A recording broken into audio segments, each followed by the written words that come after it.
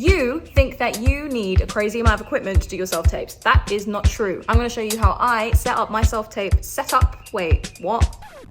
Today, I'm gonna be transforming this very narrow space into the perfect place to do my self-tapes. I do not have any lights. I do not have my professional camera. I do have a small microphone, but I'm not gonna be using that today because I really wanna show you what the most minimal, bare minimum self-tape setup is. The equipment which I mentioned is basically my phone and my tripod and some good windows. Without any further ado, let's get into it. So this is what we're working with. We've got a sofa here, some very big curtains, and we've got these windows which let in a lot of light. This ain't no room to be doing a tape, okay? I am not Flat Stanley. If you don't know who Flat Stanley is, you didn't go to school in the UK. I'm gonna move this back and draw these curtains and show you what I come up with. So let's do that.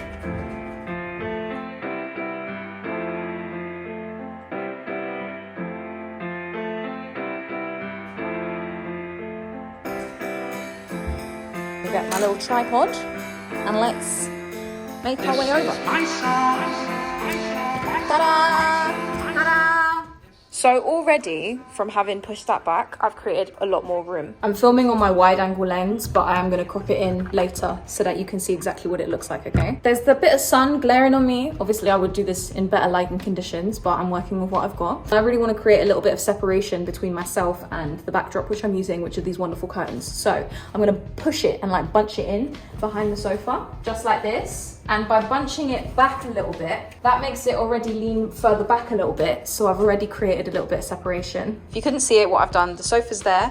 I'm literally gonna pick it up and bunch it over the sofa. It might look a little bit like the background is slanted, but the way that I'm filming it, this actually looks really, really good. Obviously, if you don't like this setup, you don't have to do it. This is just what I like to do when I'm working with less than I usually have. Now, the next thing I'm gonna do is set up my tripod. I literally am leaning it against the window. Again, this setup here creates a little bit more distance between the camera, where the camera's gonna be, which is right there, and myself, which is right there.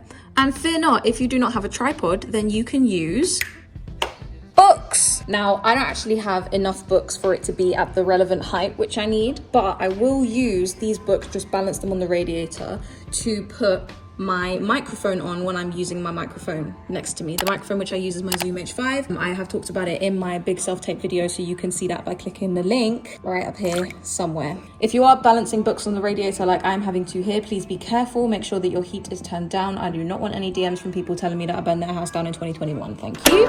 Okay, now I have zoomed my camera in back to the regular zoom distance, whatever. This is what it looks like. I can be seen clearly and I can be heard clearly because the microphone in my iPhone is good enough. And I'm also using my little clicky button. Most of the time when you buy these little Bluetooth clicker things, it actually comes with the phone holder, which I mentioned to you guys earlier. So make sure you get one of these. It's a really good investment, especially if you're doing tapes on your own. Looking at this setup, I am very happy. However, these curtains are quite sheer. So I can actually see the light, which I show you guys, it is peeking through. So I'm gonna go turn that off and be back in a second.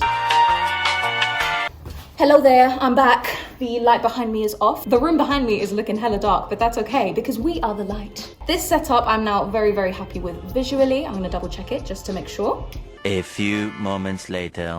Okay, yes, I am happy. I've double checked. I'm super, super pumped with that. Where I'm standing, I'm making sure that I'm standing directly in front of my camera. Do not stand in the middle of your phone, otherwise it's gonna look like you are slightly off frame. It's better if you're standing directly in front of the little, you know, oven cooker, fidget spinner lens that Apple decided to stick on their phones in the last couple of years. Anyway, for eyeline, if it is just one person that I'm talking to, I like to look in the middle of my phone. I think that this is a relatively good eyeline. I used to look relatively off camera, and whilst this is an okay eyeline, I actually find it's a little bit more effective if I move my eyes to as close to my lens as possible without looking directly down the lens. And that's really important because it means that they can see your eyes when you are delivering your wonderful performances.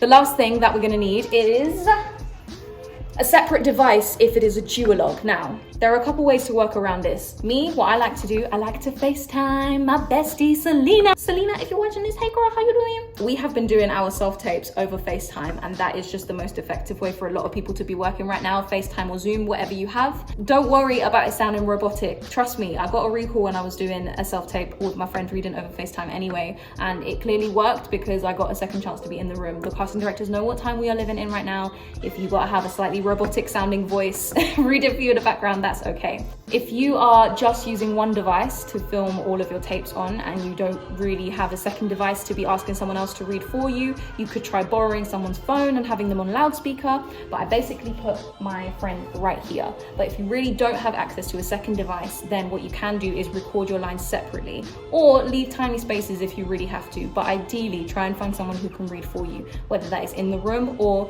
on a little laptop or device next to you. They don't need to be louder than you. The most important thing is that you can hear them. So I turn up my volume all the way on loud, and then my friend Selena will be reading them, but she sounds very quiet on the phone because obviously it picks up the sound differently. And that's fine because it's not her self-tape, it's mine.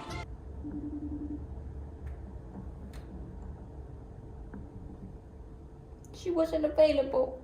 Obviously, because I am working with 100% natural light right now, I need to make sure that I am actually filming this during the daytime. Now that can be a little bit of a restriction because it means that we only have, in the UK's case, like 2 hours of daylight during winter, but try and work around it as best as you can.